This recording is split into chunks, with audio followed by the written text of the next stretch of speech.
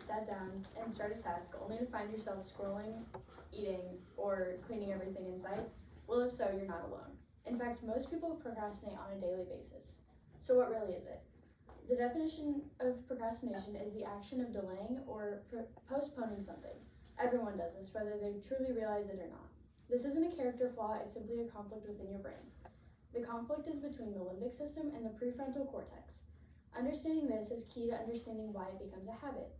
Today we will explore more about the conflict in the brain, why it becomes a habit, the triggers, and some strategies to help procrastination.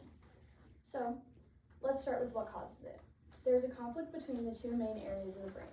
In this article on Self-Cincy called The Neuroscience of Procrastination, Why You Do It and How to Stop, published in 2025, they create an analogy for this conflict, saying, think of it as a power struggle between an impulsive toddler who wants immediate fun and a patient adult who understands long-term consequences. The limbic system and prefrontal cortex are the two sides at fault. So, the limbic system is the brain's pleasure seeker. This part of the brain is the seat for emotion, survival instincts, and pleasure responses. This one operates on the pleasure principle. The prefrontal cortex, also known as the PFC, is the rational planner, or some might say that it's the CEO of your brain. This is responsible for planning, decision-making, impulse control, and consideration of long-term goals. So, how does it become a habit? Since we know what it is, we need to learn why it's a habit so we can learn to stop this habit. According to an article by Recall Academy titled The Neuroscience of Habit Formation and Breaking, says that the process of habit formation is governed by a three-step neurological loop: the cue, routine, and reward. So, first we have our cue. So, a cue is what triggers your brain to go into an automatic mode, which habit to use. Then you have your routine, which is the behavior or habit that comes from the mode that your brain puts it into. And then you have your reward. This is what reinforces the loop. This is the momentary satisfaction that is provided when the routine has been completed. Now that we have an understanding of what it is and why it is a habit, it is important to look at what happens afterwards.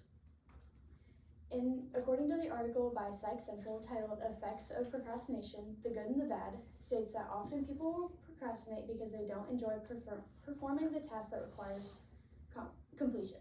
So this could include like doing your homework that you don't want to do, doing a speech that you would not like to do, or any sort of task that you don't enjoy. So there are also more reasons than just those, such as feeling overwhelmed, having low self-esteem, lack of interest, perfectionism, fear of failure or criticism, distractions, mental health conditions, and more. So, knowing how it affects us, we then need to learn how to break the habit. So, according to the Cohortly blog titled How to Break Bad Habits, The Science of Habit Reversal Without Willpower, published on October 27th, 2025, states that just stop doesn't work. You're fighting a system that is designed to protect you, even if it's a misguided protection. So, here are some ways to fix that habit. First, you can make it invisible. So, your bad habit would be scrolling instead of doing your work, and then your fix would be placing or charging your phone in a different room. This would keep you away from distractions and keep you focused on the task. You can also change the routine.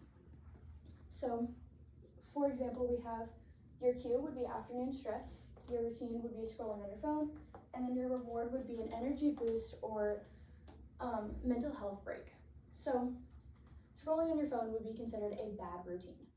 This can make you lose track of time so you don't get your task done. It can make you more sluggish in the end. So, how do you fix this? You can change the bad routine to taking a short afternoon walk. This walk still gives you the break that you need, but you also still have the time afterwards and the motivation to get that task done. So, procrastination isn't being weak. It's about understanding what's going on in the mind.